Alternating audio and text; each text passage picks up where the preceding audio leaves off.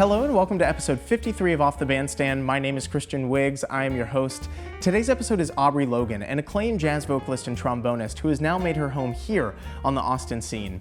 In addition to being a featured artist for Scott Bradley's Postmodern Jukebox, Aubrey has worked with acclaimed musicians such as Quincy Jones, Burt Bacharach, Josh Groban, Smokey Robinson, Dave Koz, and Pharrell Williams. And in 2019, her record Where the Sunshine is Expensive arrived at #1 on the Billboard Contemporary Jazz Album charts. In this episode, we talk about Aubrey's versatile and eclectic approach to her work.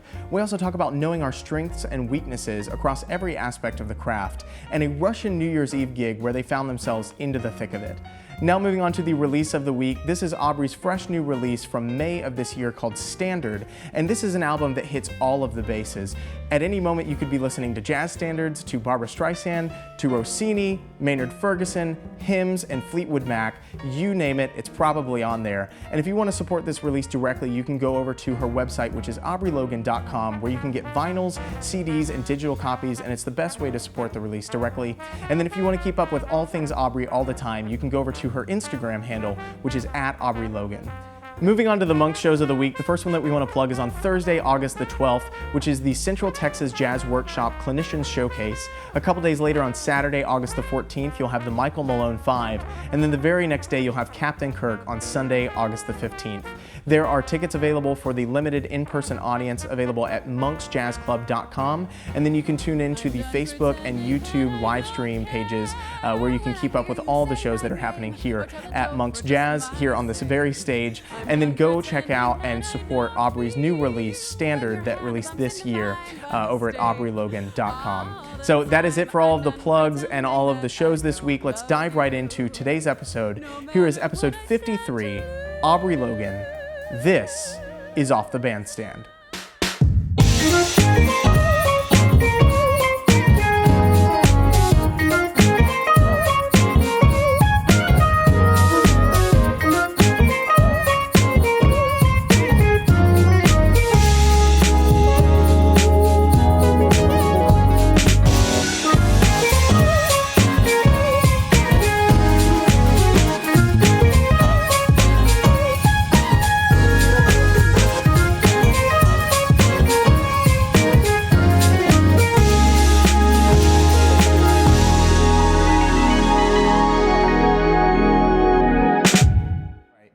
Yeah, so Richard always sings your praises. Tell me about that. So my understanding is that that's your hometown. It is, yeah. Okay, so it's south of Houston. Yeah. Which is a place. It is a place. And I had a gig there in, I think it was November 20, it was, and the reason, I have a reason for knowing this. Okay. In November 2019, and I was living in LA, which I was the past 8 years. Mm-hmm. And I had a gig at Brazo Sport, and I was basically, the gig was, I would do clinics with the students during the day. And it was a camp, I think. It was because the college was involved, the high school was involved, even some middle school kids were involved. Mm-hmm. So it was everybody together. And the community was involved. Yeah, sure. And then, it ended with a performance with my trio and the big band. Yeah. Who was your trio? My LA trio. Okay. My guys that I've toured with many, many, many years. Cool. Yeah. Cool. Nick Petrillo is his name on piano, and Dave Johnstone on bass, or on drums. Oh my gosh, drums. Hi, Dave. Sorry. And he was my musical director and is my musical director for many years, and a good friend. And then as far as bass, I think we just hired a bass player from, I think one of the students played for us. Oh, really? Okay. I hadn't brought mine. And so I did that, which was super fun. Mm-hmm. It's always fun to do school events and be with young musicians. Yeah. And then Richard, the man who hired me for it, who you're referring to, the musical chair of the music department at Brazosport College. Yeah. He's the one who brought me over. And then we linked that weekend with the first solo show I ever did in Austin was that weekend. And we did that. Oh, cool. Okay. Yeah, we did that. We just drove up after that weekend and did my first ever solo show in Austin, because I had been here before with Postmodern Jukebox with Dave Koz and done many shows here with that others. At Parker? It was. Okay. Yeah. And the funny thing about that entire trip was that a couple months earlier, my husband and I had decided we were moving to Austin. Oh, wow. Okay. Yeah. And we hadn't told anybody yet. Interesting. Not because it was really new, and we had game planned our plan like it was going to be June 2020 that we moved. Okay. Now we didn't know anything about the big thing. Sure. And so when we found out about the big thing, we were like, oh no, we're going to be able to sell our house in LA. Turns out we did in like a day. But that, that's how it goes. Yeah. But we didn't know. But we had decided we were going to do it. And we kind of decided like when. Mm-hmm. And I had told my manager, because I was like, listen, I'm moving there. Yeah. I need to do a show there, like my show there. Mm-hmm. And so we did. And it was really great, and it was really fun, and it was really emotional for me because I was like, "Oh, this is like where I'm gonna come and live," Yeah, sure. And then I had told the band, who was very close friends of mine, I'm moving, and I've seen them since because of some shows lately, sure, and traveling and stuff. But like, that was just a big weekend. Now that you mention it, it had a lot more to do with a lot more than just going to your hometown and doing that show, which was very, very fun. Yeah. And very cool. And I look forward to doing it again sometime. Yeah. It's a great, I mean, to Richard. Hi, Richard. At any one of these cameras. Hello. Yeah, Richard Burke and Brian Casey and all the educators down there. I mean, like Brian has been, like my number one, he's, my hero. And it just has helped me out with so many things, personally in life and musically. And I just attribute everything. I mean, I dedicated my first album to him because I was just like, literally none of this would have been possible without you. Like, he was the one who told me about the Houston Symphony thing. He was the one, come to think of it now, that Houston Symphony gig, without being incriminated toward the Houston Symphony, the opening thing, it was like 3 nights and it didn't pay. Yeah. I mean, they gave us tickets to the show, and I will say, it was an inn. Handsome tickets to the show. But it wasn't paid or anything like that. And Brian, out of his pocket, just hired these heavy Houston guys to play for me. Wow. And like I didn't realize that at the time, but years later, I came to kind of like find out. And yeah. Anyways, what have you done? About just all the people down there. I mean, it's really, truly, and there's so many people down there that, Kaylin Hemphill, who babysat me, was the first model to win Models of the Runway for Project Runway. That's wild. Manuel Santos is now in Hamilton, I think the understudy for Hamilton. Little and Brazos playing Lafayette in Chicago. It was on Broadway. Like, literally, there's just so many people out of Lake Jackson that go on to have very illustrious careers. Like my brother and a guy from Angleton, the neighboring city, Tyler Heath. They're in this group called the Oh Hellos that tour all over the place. It's just insane, and it really has to do, like, with the educators down there, which is why they care. Yeah, which is why I went into the music education thing for that degree. It was like classical studies, but music education, because I was like, in some way, shape, or form, I have to try to give some of this back too. Absolutely. And without, like the classic thing we were talking about off camera of people go, oh, like coming up and your parents are music teachers. Yes. But I mean, you're like, oh, yes. But we all have those people that invested in us, and we would really not be here without them. Yeah.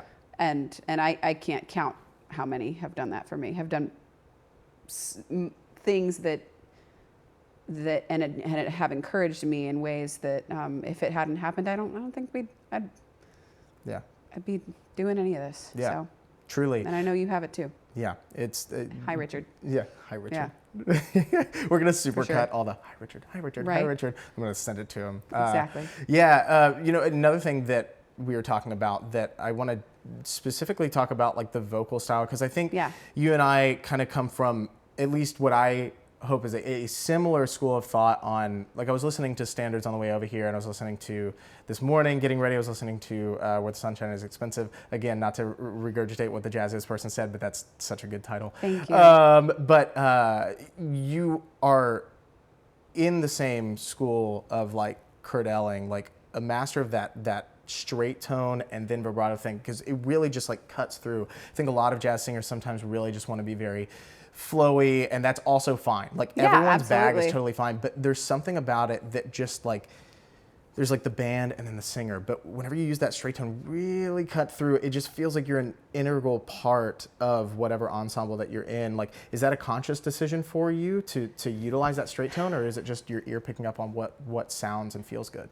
I think I have to give credit to the band on that. Okay. Because I think what's happening is that I'm leading it and they're going with it. Yeah. I think that's what's been happening. I think that might be what you're hearing. If you're referring to either of those albums, Sunshine album was my LA buddies, and we had played together so much.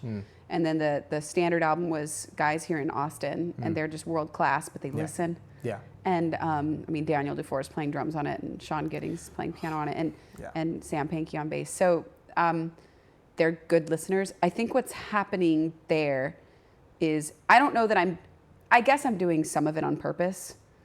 Yeah, I mean, I'm singing the song on purpose. I think the priorities in my head, and you probably can relate to this, are how do I want this to mean? What do I want this to mean?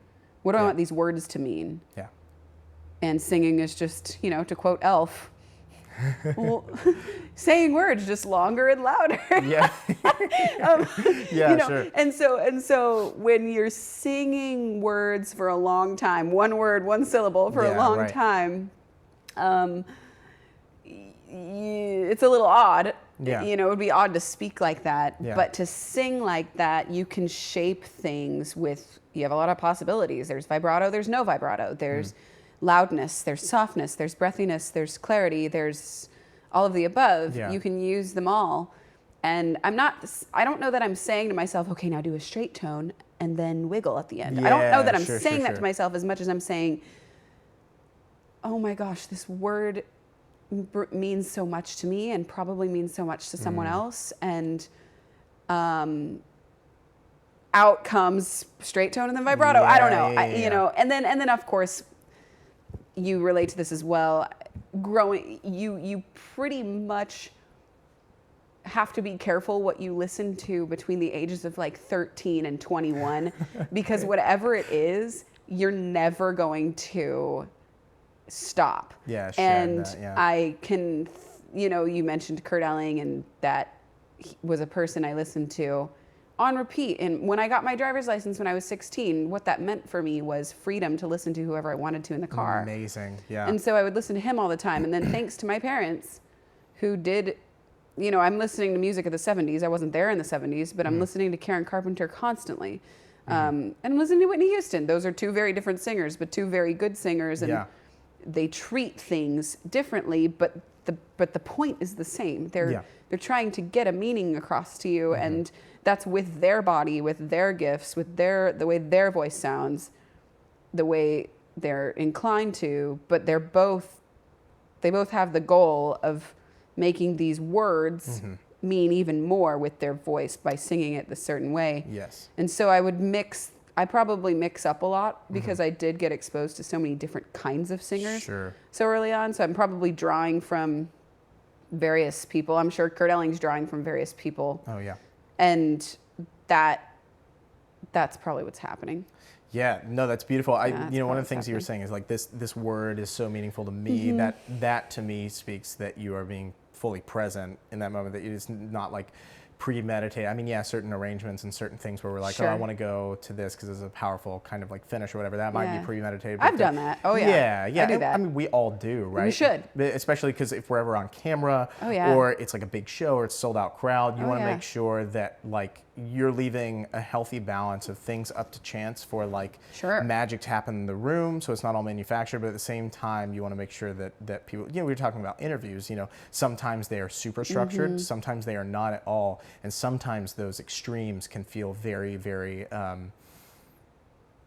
inauthentic sometimes, or just unprepared. And so to have a balance of that is really beautiful. But something I tell my students a lot, you know, because I have a handful of students that I teach, and just yesterday, I mean, Monday is my teaching day, and I was telling them, spoiler alert, we're filming on Tuesday. Hello. But I was telling, you know, a student of mine named Barrett, who is just amazing, and I always say, okay, what are we doing? What are we doing as singers?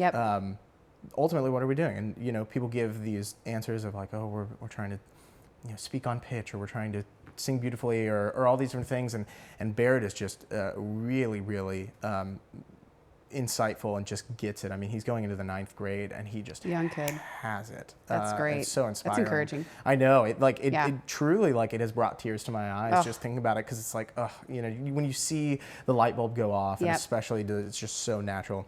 Anyways, now I'm filling his head up. He's going to go off and leave me. No, but good job, Barrett. But yeah, he gives me the answer that I always kind of want, which is we're storytellers. Yes. Above all, yes, nothing absolutely. else. We were looking at a new song from an Addams Family musical yesterday, and I was like, okay, let's pick apart this. Let's take 25 minutes, not even singing. Let's go word by word by word by word by word, because hopefully this was crafted with care.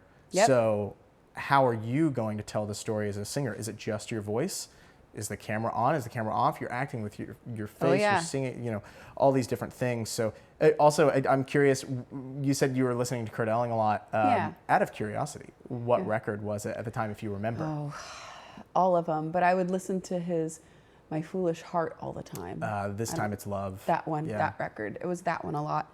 I don't even remember why I got exposed to him. Yes, I do. It was the Lionel Hampton Jazz Festival in Idaho. And everybody was either listening to him or he was a guest there. I actually don't remember, because I didn't see him in person until I lived in Boston and was going to school there. But how were you checking that out? Because people my age would go, oh, she just checked it out on YouTube. But how did you check I had that to go and find it on, I'm going to date myself. Okay. Because when I was when I was a junior in high school, sophomore, it was 2003, 2004 maybe. And is it LimeWire?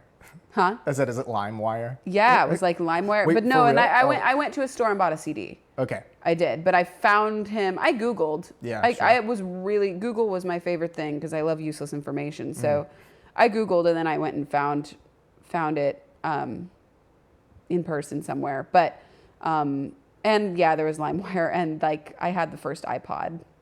I had that, and that's what I was doing. And my dad is a trumpet player, and he didn't know really about Kurt, because that was more contemporary. Sure. But he, when I would listen to Maynard Ferguson, and I would listen to Buddy Rich's band, I mean, I would get that literally from my dad's record collection, and he would put them on CDs and give them to me.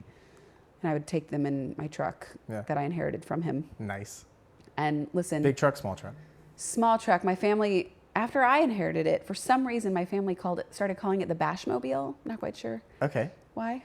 It's because I made a habit of hitting things with it. Yeah. Got it. Like McDonald's poles and other cars, things like that. But you were just so excited to get to the McDonald's. Right. And get to school way. Anyway. You were excited to get to McDonald's. You were mad to be at school. So excited that I learned a lot about insurance and how my brakes work, things like that. Sure. But yeah, I really did enjoy listening to him. And then just all the other singers that were in my life from day one, because of my parents, because they listened to the best. Yeah. Who were you listening to, and who were they listening to by extension? You. So I mentioned Karen Carpenter. I mentioned Whitney. Barbara.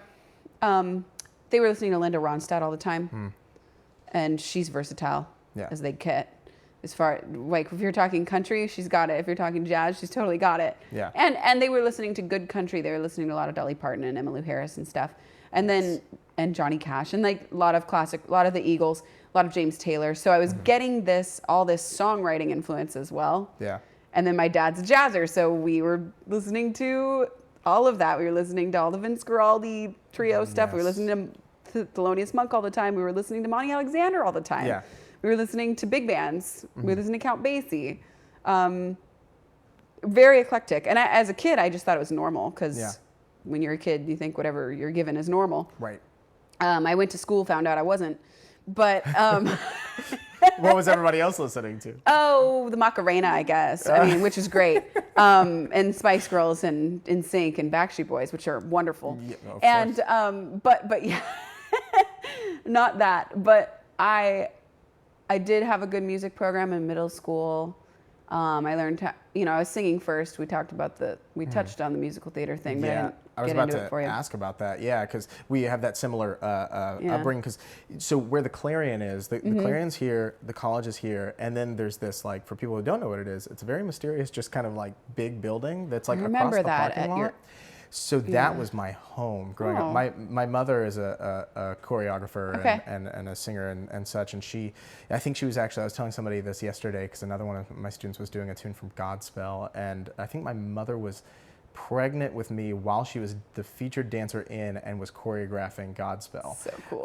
But yeah, like that's called the Center for the Arts and Sciences, and Bradsport Center Stages is, to call it a community theater is a huge disservice, because I mean it truly, I mean that's what spawned, like, the people grew up there and then they went out and became Broadway stars. You know, big source of pride for the community. And so yeah, I grew up doing a lot of that, and so it sounds like you also did that, but you weren't doing community theater. It sounds like you were doing like straight gigs.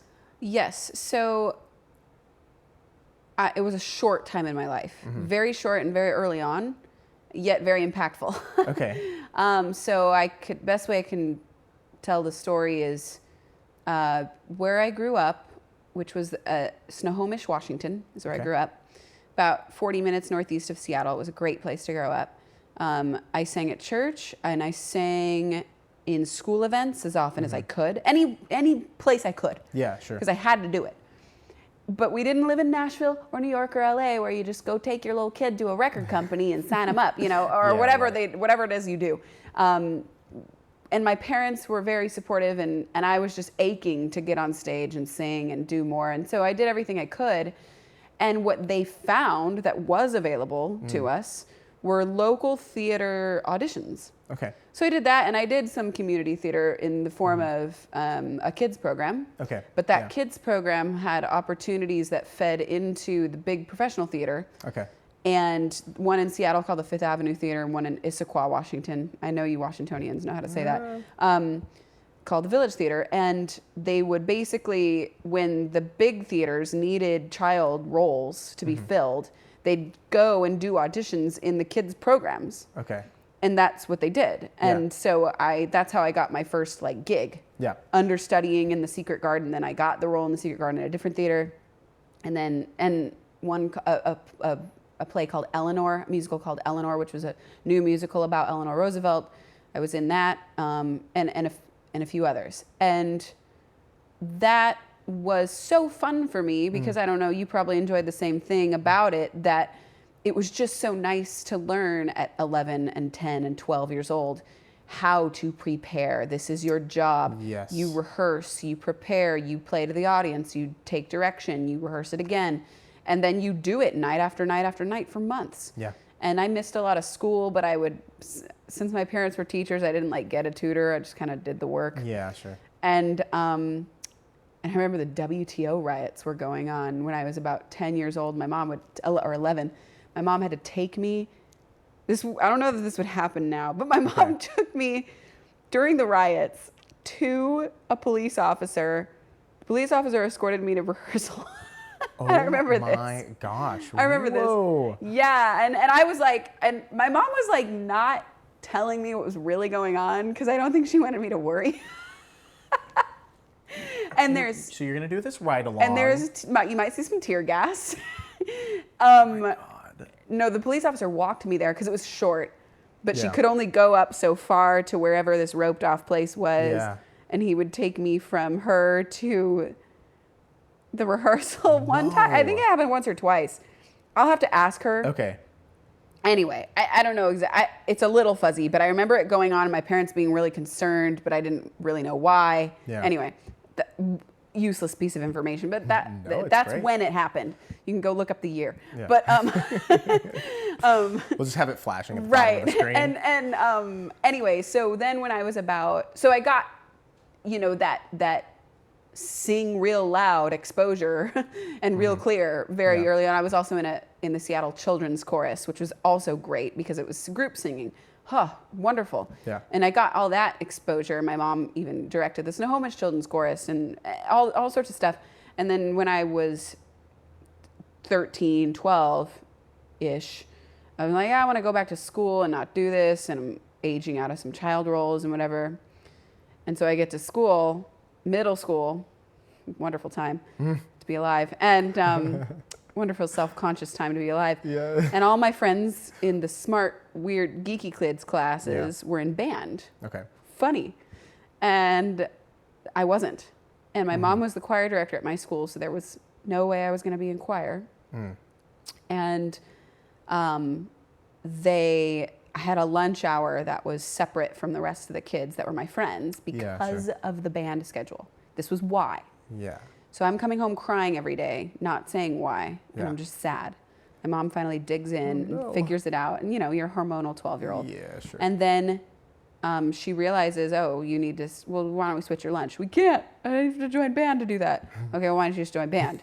And I'm thinking, Mom, I'm 2 years late. Yeah, Everyone started band 2 years ago. I can't just start. Sure. She's like, you can read music already, and you play piano well enough. You just need to learn an instrument. Yeah. And I'm like, it's against the rules. And she's like, rules. What rules? And she goes to her colleague, the band director, talk about nepotism, and said, my daughter can do it, you know, and he believed her, and I did it. I picked up a trombone because I had a frame of reference, because my parents listened to Chicago and James Brown and all that. And Maynard Ferguson. Yeah. And I also liked, and my dad played trumpet, so I had like a brass frame of reference. Yeah, sure. And I wanted to be in the jazz band. I didn't just, and I know now that violins can rip on jazz, but I didn't see that in the jazz band, so I'm like, I want to pick something there. And I picked the trombone. My dad brought home a few instruments from the school he was principal at. He used to be a band director, but he was principal at a French horn, a trombone, a clarinet. I tried them all. The trombone, I liked it. I started it. I crammed a year's worth of trombone in a week as best I could, just because I wanted to catch up with all the kids, and I felt like behind. And you know, being able to read music helped, because I didn't have to learn that part. Yeah, I just had to learn how does this instrument work, and what are the positions, and how does my face work. Right. And I got it. And then that's where that came in. Yeah. And it never stopped. Amazing. Okay, so the balance of, because I also, you know, grew up singing primarily. Yeah. And then 6th, 7th, and 8th grade, I was terrible at trumpet, and I like came home every day wanting to quit.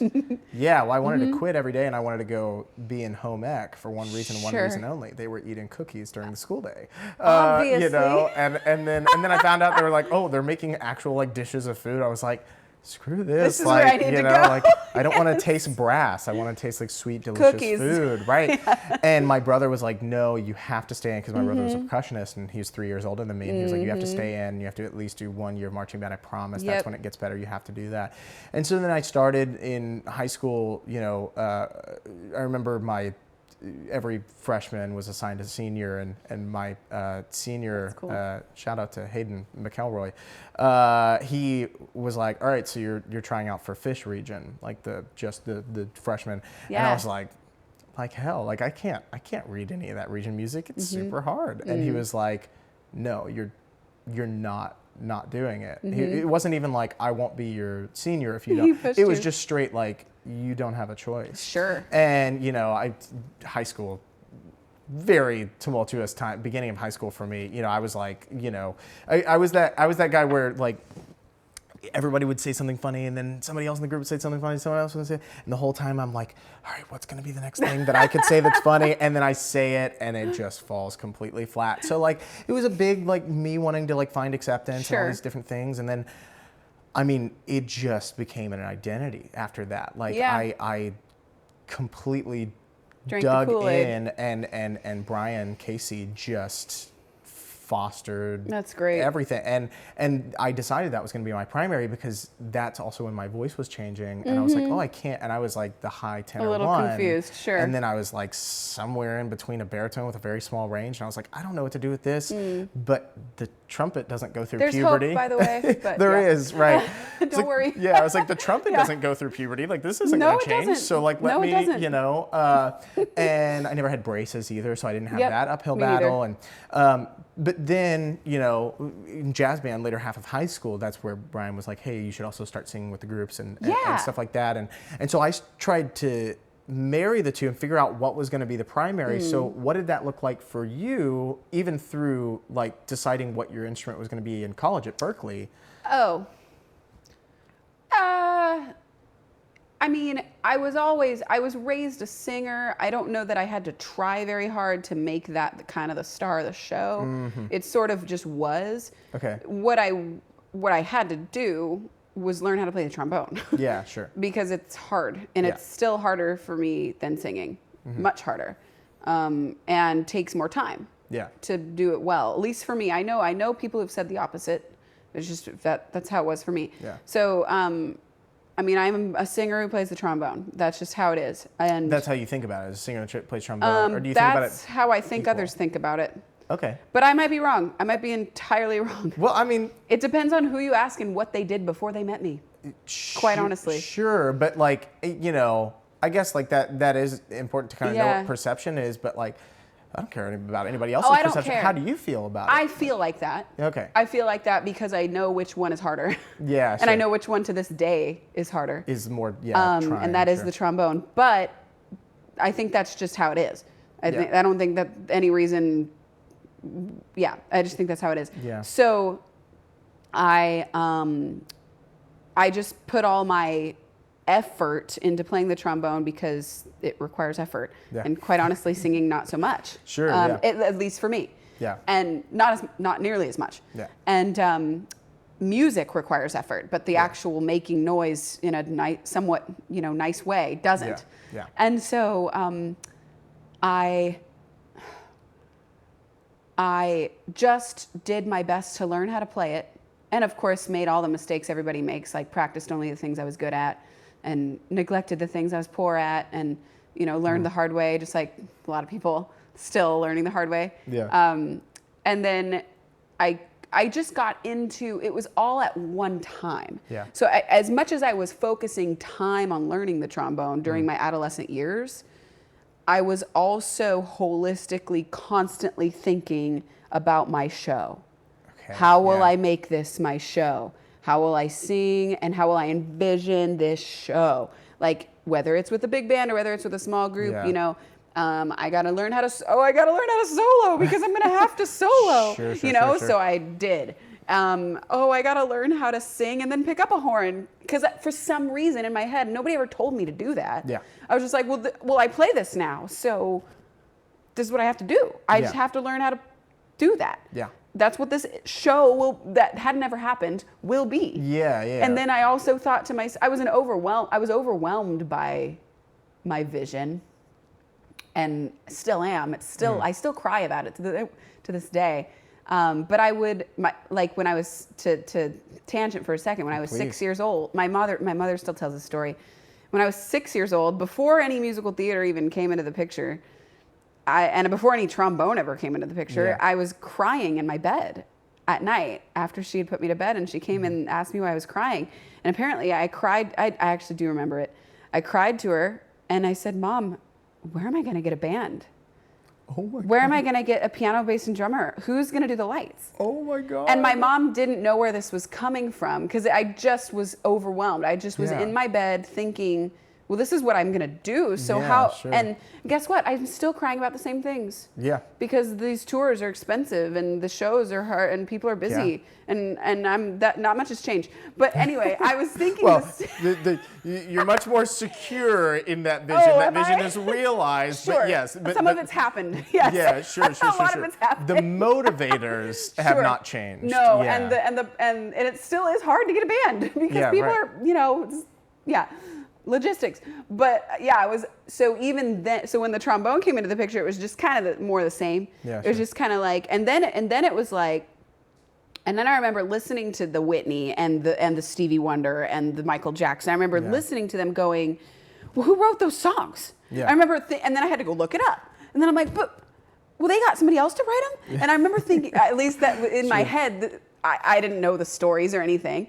And I didn't know how they came to be. Yeah. And I was just trying to assume things. And so I was starting to assume things like, they got somebody else to write the songs? And then I was thinking about everybody I knew in my life going, I don't know anybody who can write me any songs. I'm gonna have to write them. Oh, and I remember thinking that. Yeah. And then I remember going, okay, well, I guess I got to write them. And then I did, and then I had to figure that out. And I figured. But I mean, that's the most. I mean, that is what sets you up for a successful like career in any field, though, because of that idea that it's like, you know, figure it out. Yeah, right. Well, sometimes people say like in a very kind of negative way, you know, like, and that might be the theme for some of the things that I was curious about. Not that we're going to talk about a bunch of negative things, but certain things that are like have negative connotations, like. One of the things I wanted to talk about in a second was when people use the word obsess. Like, people are obsessed. And it's like, is it obsession or is it artistic convention? Like, or conviction, not convention. Both. It can be either one. Yeah. Right. But that idea that, like, you know, the negative thing I was going to say, people attach a negative connotation is when people say, oh, if you want anything done right, you do it yourself. And that's kind of more of a like.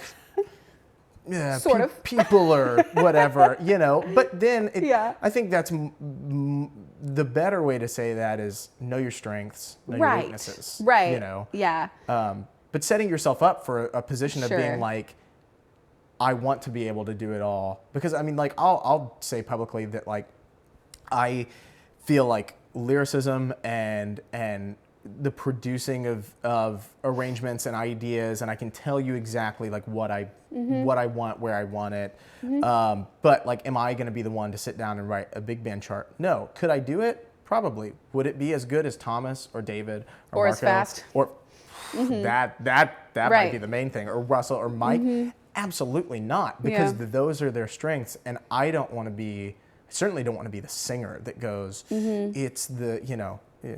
Imagine if I made a big band called the Christian Wiggs Big. No, I'm just joking. Hello. No, but like, I always say, like, far be it from a singer to name the band after themselves. But you know, but you should, because that's what people need to know what they're gonna come see. Yeah, exactly. Identifying a brand. But that idea of being like, not everything has to be exactly me. Know the strengths and weaknesses, but having the wherewithal or having the ability to do those things if worse comes to worse, you know, so you're not helpless. You know? And it's not necessarily that I tried to become an arranger. It just happened. Yeah. Because it just happened, and it didn't just happen. I did it, but like, and learned how to do it. But it's what was around me at the time, and what wasn't around me at the time, and what I wanted to have happen. Okay, I guess I gotta arrange. Okay, done. And now it's more like, okay, this is the rhythm of things. This is how I do things. Now, you asked about college. When you go to college, you have to have a technicality. You have to declare a major. You have to declare a principal instrument. I went to Berklee College of Music.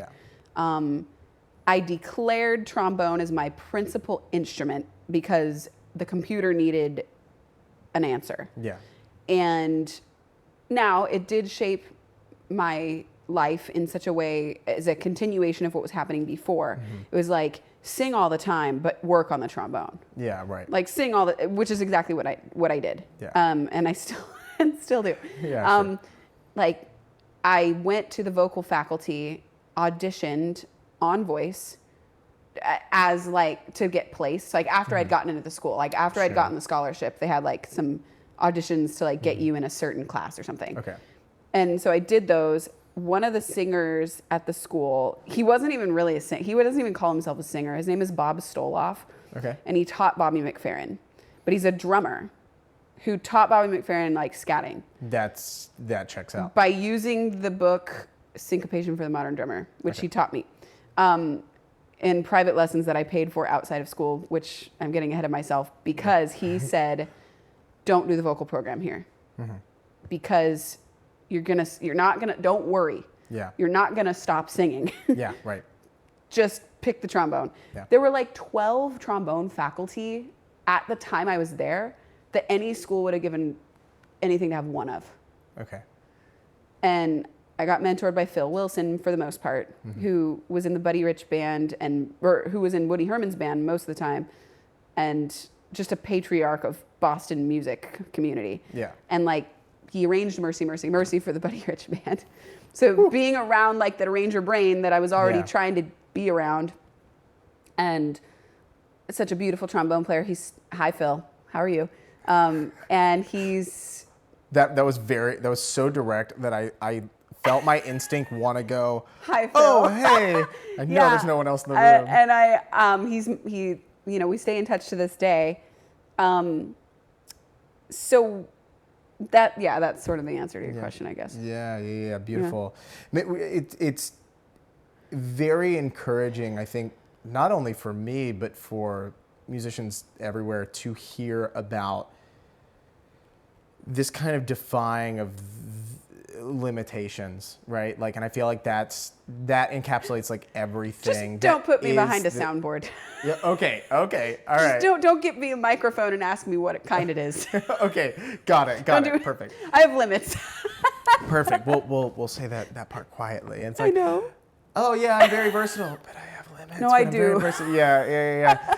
But I kind of snowballing off of the thing that you're talking about with just like all of the different influences of like who your parents were listening to, so by extension who you were listening to, and then melding those two instruments together, and then kind of how the collegiate experience should have or was shaped for you, and these people who are really kind of giving kind of the master's guide to it. One of the things that Richard had said was like, yeah, she's so. To say, he did not say this. These are my words that I'm going to trip over. Like all over the place, not in like a way that is in any sort of negative sense.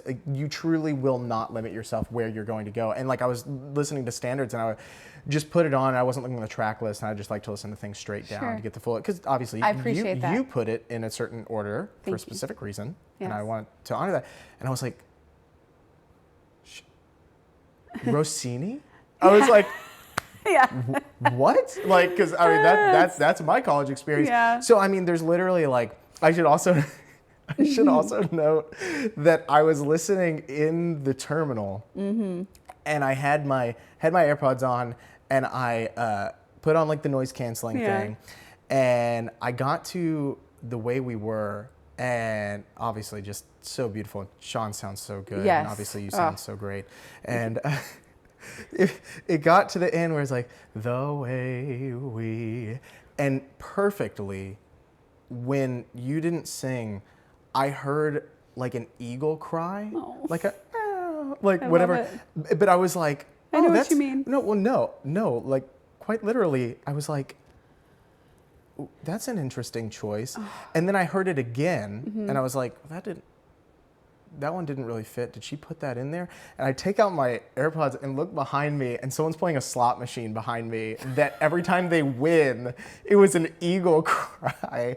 And I was like, oh, so it's not in the song, but maybe that's like the perfect auditory stimulant for the next one. I don't know. Maybe it's perfect. It was perfect for you at that moment. It was.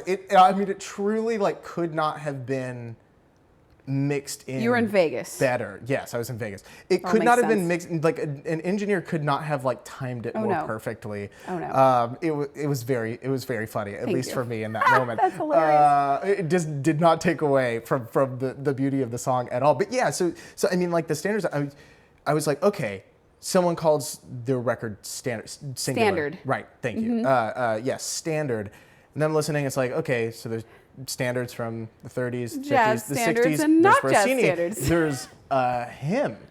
There's like all these different things. So were you viewing that as a more, you used the word earlier, holistic, and I'm not sure if it's because you saw the card. I don't know. But no. Like, came out of somewhere. Yeah, you kind of, the way that I interpret it is like more of a holistic view of standards, not just within jazz, but just standards that have become cultural, like phenomenon, the thing that people are going to put in a musical time capsule. What was that the idea behind this specific record? I mean, the idea was if it's called standard and people are going to think it's an album of jazz standards, right? Yeah. And it's a jazz album. Yeah.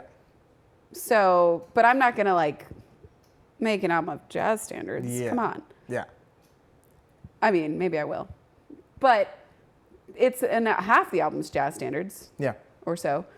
But it's also like a standard is just a song that we all know. Exactly. Or that impacted a lot of people or has a household name. I mean, I put 2 originals on the album, Louboutins and Done Pretending. Yeah, right. Louboutins is for the fans who've been around me since the beginning, who've helped me since day one. because it's a song from my first album that they really liked.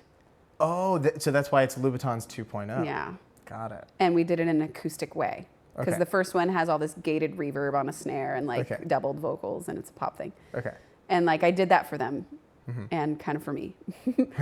But it's like to them, like that was a wink, like this is a standard for some of you. Oh, Yeah. wow. Because okay. you've been around me since the beginning and you all know. Amazing. And then Done Pretending was just me trying to write a Cole Porter song. I loved it, and it felt like a Cole Porter song. appreciate it. Yeah, it very much felt like a, I think that's also a tell when like somebody has really like learned the history, studied the craft, knows how the lexicon has been developing. We're just kind of senses a trend here. Yeah, right. I didn't have to study much. I just listened to a few Cole Porter songs and realized A, say something cute about somebody. Yeah. Say the same thing in a sort of kind of different way. Take them to the bridge and then do it again. Got it. Why did I just get, what's that song that says, take them to the bridge, take them to the chorus? Is that Justin Timberlake? Yeah, that's Sexy Back. Okay, yeah. Speaking of standards. Yeah, absolutely. If that doesn't go on the next one, Aubrey, I'm going to be very Then we're upset. in big trouble. Standards 2.0. Standard 2. I need to say my own album right. Standard 2.0 needs Sexy Back on it. Noted. Maybe that's the arrangement we'll do. We have you as a guest in the big band. With Maybe the big that's band. Yeah. How we should get Scott Bradley on the phone. We should get Scott Bradley on the phone. We should. One of the things that also you were saying that Louboutins was for the fans. That was another thing I was going to ask is like, I'm working on my 4th record right now in the writing process, and I constantly battled. The last record was a huge departure. Between 2 and 3 was very, very different. And it was a struggle because I knew I wanted to do things that I wanted to do to like speak honestly and truly and approach it in a way that was, really what I wanted to say. But I knew it was going to turn some audience members away. Sure. Like including, and people say like your mom's your biggest fan, but like there were some things where she was like, there were some that like I didn't quite resonate with me as well. And I think it's because it was a departure from the conventional thing, and I was trying to include a lot more like film score-esque type arrangements. And you said you did Louboutins for the fans. How do you, because standards and Where the Sunshine is Expensive, or if you don't mind me saying so, I think not two like totally separate albums, but they're different. Yeah, they're different vibes. I just didn't want to sit in. One's a pop 70s album and one's a jazz album. The only difference is they were both recorded live, but other than that, that's about all that's similar. Yeah, right, exactly. Yeah. So how do you choose what you put on each record, and is there a considerable amount of audience consideration that you put into the selection of the tunes? Well, yeah. It's really priorities. So first priority is I have to like it. Because if I don't, I'm not going to do it well. Yeah. I'm not going to be very convincing. Thankfully, there's a lot of stuff I like. So if I were to take 100 songs and I need to narrow it down to 12, whether I've written them or not, or a mixture, it's pretty easy to find 12 out of 100 because I like all 100, Yeah. It's really first priority. I have to love it and be convinced by it. Then I go, okay, I need to consider balance on this album, something that might make people go, ooh, Yeah. But usually it ends up both being there. And so I haven't found it to be that much of a problem. Okay. I know a lot of artists get real precious about stuff and they don't want to be put in a box. I've been there. Trust me. I'm just now comfortable saying I'm a jazz artist. For the longest time, I tried not to because I didn't want people to just think that I only sing a certain way. But now I realize it's actually a nice title to have because it kind of gives you more freedom. Yeah. Because jazz means so many different things. Sure, yeah. And so when I do more R&B pop, it's totally okay because I'm a jazz singer. Yeah. It goes into different eras and different things. So it's okay. For a while and it was really just me being a snot, being a little baby. Because the world needs labels. I don't like them. You don't like them. None of us like them. The world needs genres. I don't like them. I don't care. Like when I watch a movie, I kind of don't care. Do you like science fiction? I don't know. Is the story good? Yeah. Do you like romance? I don't know. Is the story good? Do you like, I don't care about the genre. Like, I don't care. Yeah. Do you like fantasy? I don't know. Is the story good? Yeah. You know? Do you like action? Same question. So that's how I feel about music. Do you like country? I don't know. Is it good? Yeah. You like screamo? Maybe not, but you can appreciate it when it's done well. Sure. Yeah. So it's like, as far as catering to an audience, there are two extremes that are both bad. One extreme is, I don't care what people think about my music. I want to do what I do, and it's all about me, and I have to like it. The problem with that is, we do live in a world with people, and it's a bit selfish. And it might work for some people. It might work for some big stars, or not, because they weren't very happy. Yeah. And sadly, some of it's been tragic. Yeah. And then there's the other danger, which truly is danger, which is I will do what everyone wants me to do at all costs, which is really, really also quite dangerous. Oh, yeah. We've seen tragedies happen from that as well. Yeah. We've seen sad stories happen from that as well.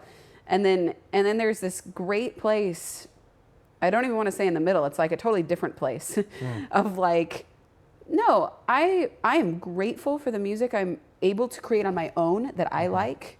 And I'm grateful for the fact some people like it and some people don't. I'm going to cater to the people who like me. Yeah. Let's be real. Like, I'm not going to be everybody's cup of tea. Yeah. That's something you have to realize eventually. There are people that just don't like you, your music. You don't need to worry about them. Yeah. Now, if you have some people have a much smaller niche than others. I mean, there's Selena Gomez, and then there's like, not. And that's like, there's a wider, this is a random name I put out, but mainstream and not. And then within jazz, there's more mainstream sounds and then not. Depends on who you ask, if you want to ask which one I am, because seriously, people will give you different answers. Yeah. Depending on their which is fine. Yeah. All of that is fine. So I guess all that to say is, yes, I think about the audience, and this will sound selfish, but I do it after I've thought about if I like it. Well, yeah. Because if I don't, I can't do it. Now, when I was singing in the wedding band, my job was to sing what the bride wanted me to sing. Yes. And I didn't necessarily need to like it, but that was the point. Yeah. And I did it. And I'm glad I did it because I learned how to memorize in that. I learned how to drive to New Hampshire, middle of nowhere, with MapQuest. But, I just, and there's a reason, my fans will often make requests or say, I'd love to hear you sing this and this, or I'd love you to see. I could roll, and most of the time I'm not going to do that. I'm not going to do them.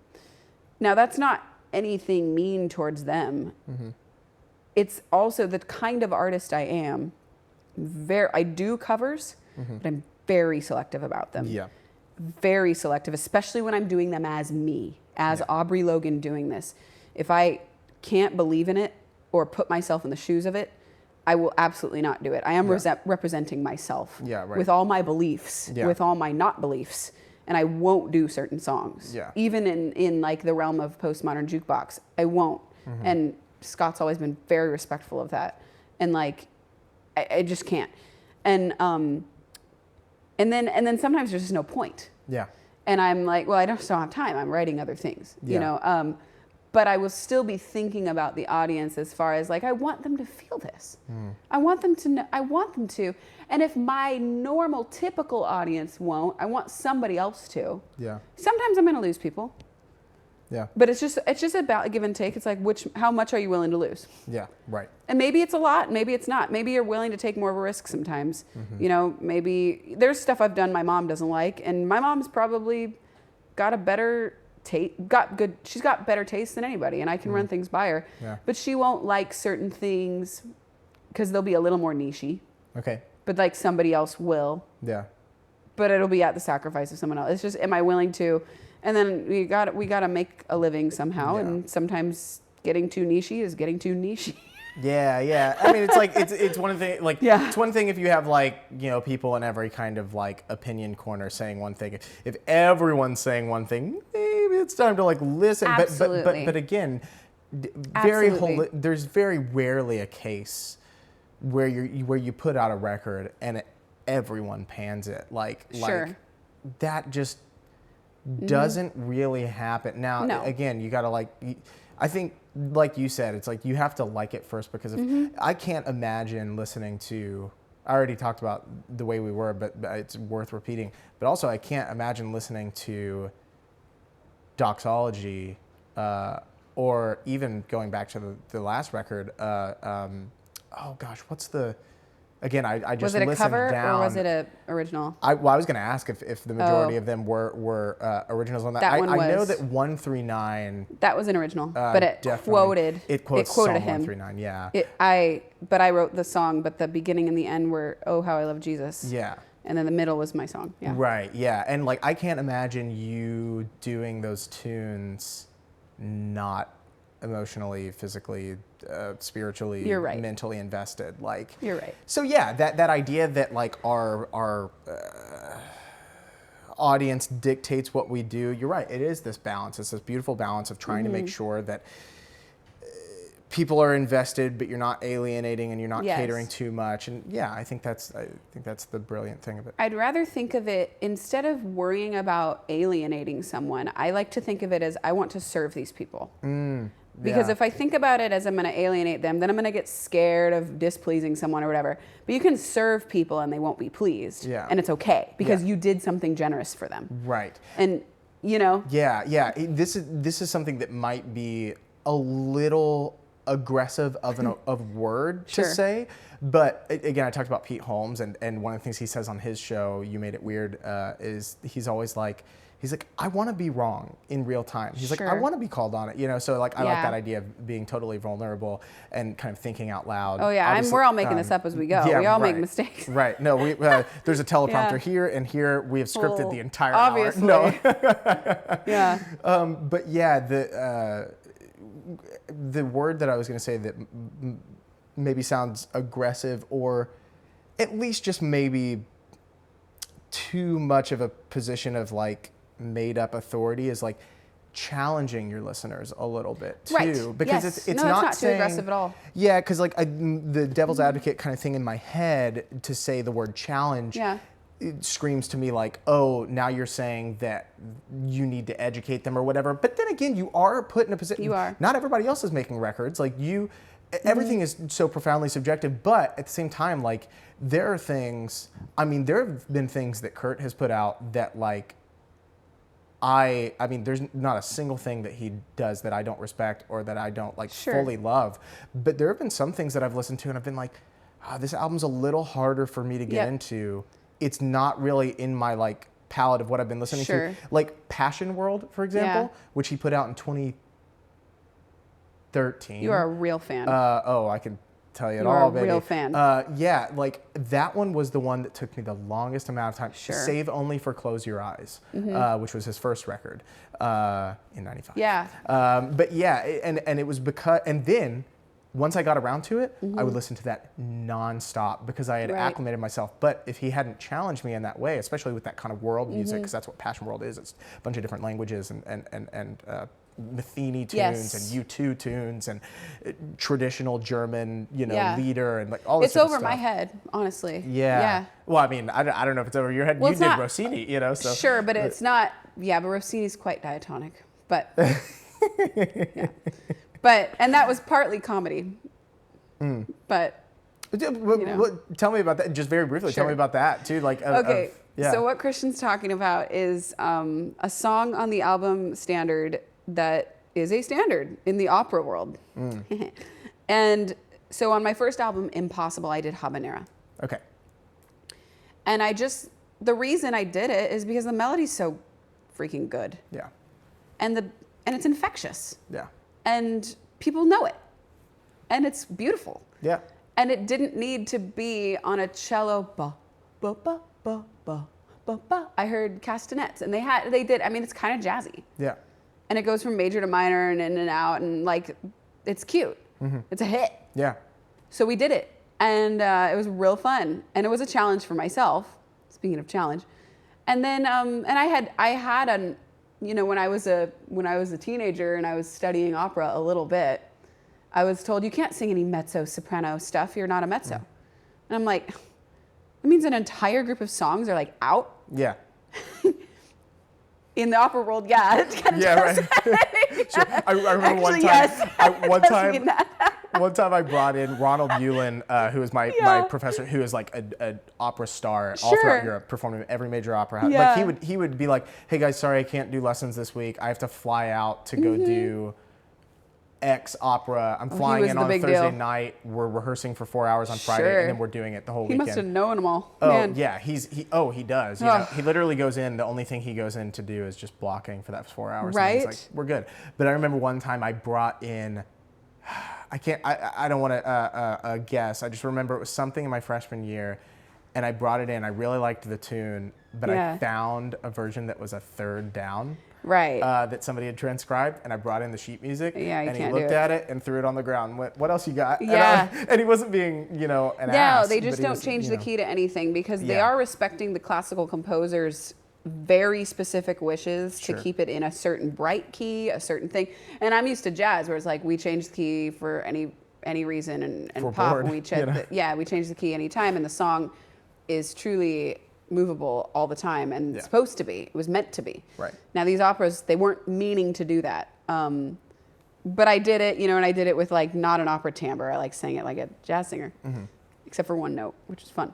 And so I'm like, well, I should do this on the standard album because I did it before, and operas are standards. People know the Figaro because of Tom and Jerry and Robin Williams. Right. And it's very well known. It's a standard, even to non-opera people. And I'm like, then the pandemic hit, and I'm home a bunch by myself, planning this album. And, I was basically pulling out things that I told myself I would never do in public that were just guilty pleasures, like MacArthur Park, for example. Yeah. And then this. And I'm like, maybe I should do this. No, I'm not going to do it. Okay, maybe I should learn it. Okay, I'll just learn it. Okay. I'll just learn it. So I'm like, okay, learning the Italian. And I'm like, I could change the key, I guess. And then I'm going, nah, I don't have to change the key. Yeah. So I kept it in the baritone key and like sang it in his octave. That's funny. And then I'm like, I could reharmonize this and make it super crazy, like Bohemian Rhapsody kind of crazy stuff. Yeah. And I could do like, at one point I arranged like doom, boom, boom, boom, boom, boom, like did a Rush quote at the end you might have heard. And I'm like, oh, okay, well, I can't, that was fun. I'm obviously never going to perform that or do it or anything, unless it's like a joke of a video, maybe. Sure. And then I'm like, okay, it's going on the album. Yeah. So the longer you stay home alone by yourself without socializing, the more you're daring, at least for me, enough to do things you used to be too embarrassed to do. So that's what... Yeah. I was about to say, that sounds like our mentality in Vegas for the first time. I'm only going to put in $5 more. Right, exactly. I'm only going to put in $10 more because I want a few more spins. Yeah, so doing... Exactly. So like, it wasn't unprecedented. I have done it before, and it with a different opera, with Carmen. Yeah. And with Bizet, and then with Rossini. And I just started watching YouTube videos of different baritones singing it with orchestras, whether in just random performances or in an opera. And I'm like, this is really a showstopper. Yeah. Obviously, we all know that. And I'm like, I got to do this. And so we did it, and there it is. And the band was just a real good sport. I mean, it was a hairy arrangement. Yeah. I remember when I was done with it, I'm looking at it, I'm going, oh no, I'm handing this to a bunch of jazz musicians. And it had a bunch of it had some jazz chords in it, but like lots of notes. Yeah. Lots of black notes on white page. And I thought about that, and I went, oh my God. Oh, but if there's anyone who, like, especially, I thought about that on the way over here, because I was listening to it on the way over here.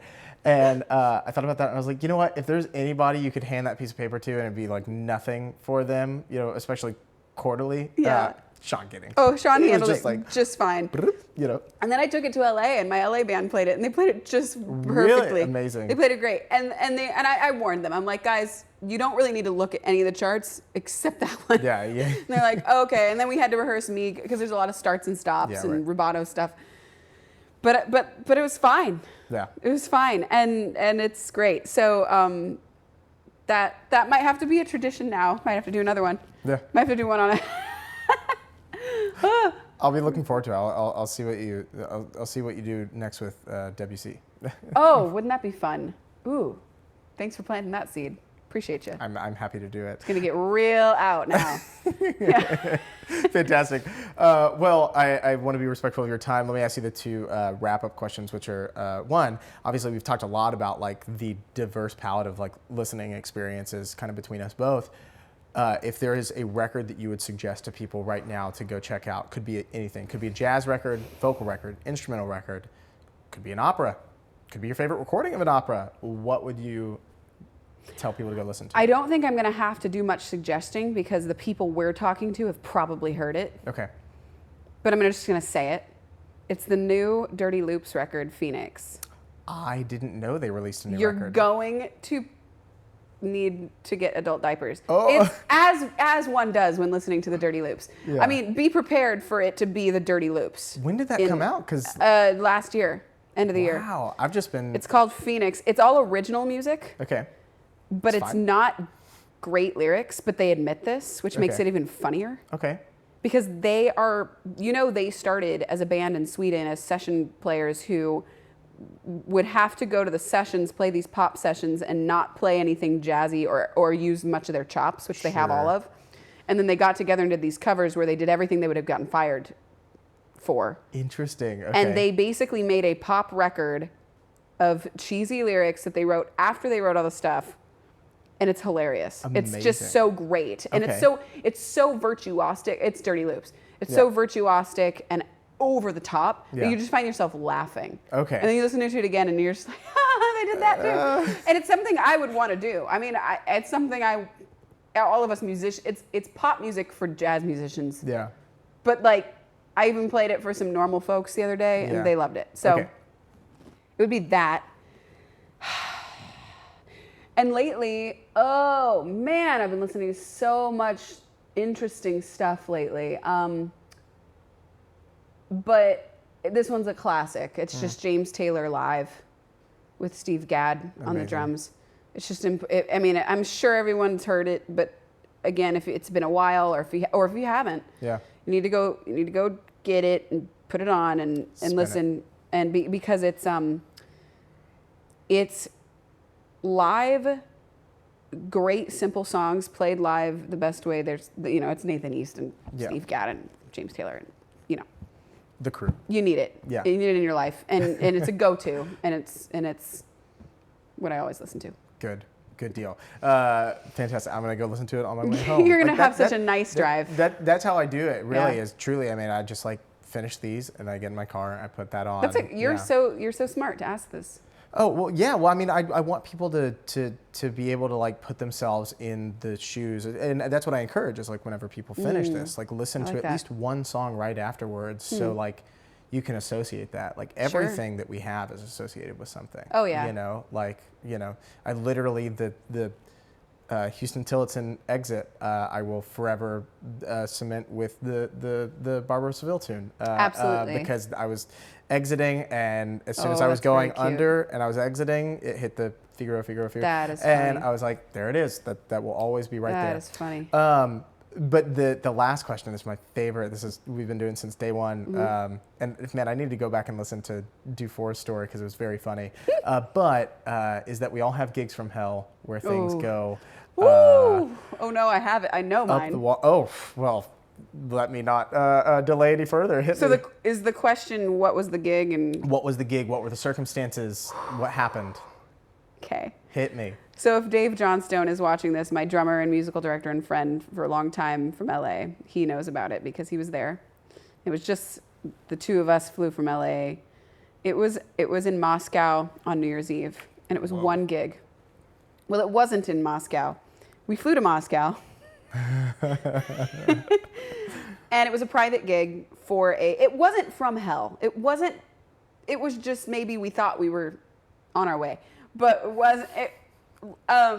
oh man, I'm sure I'll get in trouble. I'm sure this is gonna end up on the dark web somewhere. So Hit it. So I don't even know what the dark web is. And so it was a New Year's gig, and it was at a private residence, and we weren't allowed to know. And we knew it was in Russia, and we knew what it paid, and we had already bought the tickets, and we weren't to know. We didn't know this when we first booked it because we booked it with like a third party, like someone who booked. Because I had played in Moscow at clubs, like in public, and it was great. I mean, I love playing in Russia, and I can't wait to go back. Yeah. And somebody that had come to the club had hired me for it, for their client, who was the private residence owner, and the party planner hired me, and I was to play the entertainment set at the home from 1 in the morning till 2:30 or something. Okay. And a New Year's party. And I guess we signed the contract. I mean, it paid enough, so we signed the contract and it was ready to go. I had bought the flights. We got all the visas, which is always difficult when you're going to Russia. Sure. And expensive and takes a lot of time and effort. So we weren't going to cancel. Yeah, right. And I remember when we finally were like, okay, who are we playing? Whose house are we going to? Who are we playing for? Well, we can't know. We can't tell you. Oh, but it's a wealthy businessman. So we didn't know if we were going to the KGB's house. We didn't know if we were going to an oligarch's house or the same thing. I don't know. We get there and we played for 11 people, a family of 11. It was just the circumstances getting there was very hard. I got really sick. This was before doing a show while sick was frowned upon. Right. And I took a cortisone shot before I went so I could get through it. Which is never fun. Yeah. Don't do it. Singers don't do it. Don't make it a habit. Definitely don't make it. But I had to do the gig. And then we got there. It was very secretive. We met the client. His name was Alexei. I don't remember his last name. And probably good that you don't remember his last name. I don't know. And he was very kind. Turned out to be really fun. Played for his family of 11. Okay. We played our butts off. Yeah. But we were just a little disconcerted going in the van through the forest, not knowing where, with no address, in the dark, in the middle of the night. The comfort we took in was we hired a Russian piano player and a Russian bassist who we knew. Yeah. And they were our age, and they came, and they knew the address. They had to be given the address because they were driving themselves. Okay. And we were like, in the scope of things, is this a weird gig? And they said, even for us, this is slightly weird. And we watched Vladimir Putin give the address in our green room they gave us, which was in a totally separate house on the compound that looked like Disneyland with all the lights and the beautiful stuff they had up. Okay. And the pristine, gorgeous grounds we ended up being on. So it's like dark woods and it opens up to into this compound. And we were placed in a separate place. Because the family, I learned a lot about Russian New Year that night. Because it's family time until midnight. I didn't know this. They celebrate with their priest in church services until midnight, and then after midnight it's party time. Yeah, everything changes. Yeah. But before midnight, Putin does a speech on the TV, which is all very pre-recorded, and all very, I'm thinking, live TV, live broadcast here. They say it is, but definitely not. Yeah. And I didn't understand a word of Russian, so I didn't know what he was saying. But anyway, that was the circumstances of the gig.